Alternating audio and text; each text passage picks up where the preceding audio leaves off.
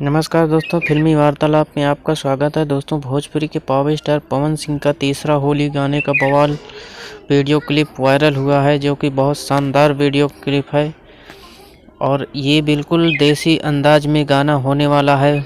ढोलक लिए power star Pawan Singh अपने धुन में पूरी तरह से बवाल लुक में नज़र आ रहे हैं, जैसे पुराने गाना होया करते थे पहले होली के सॉन्ग।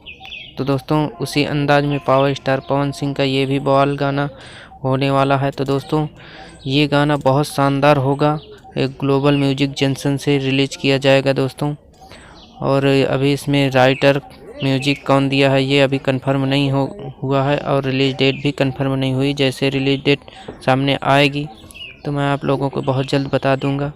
और वीडियो अच्छी लगी हो तो वीडियो को लाइक कर दें या चैनल को सब्सक्राइब कर लें ऐसे ही न्यूज़ पाने के लिए। जय हिंद, धन्यवाद दोस्तों।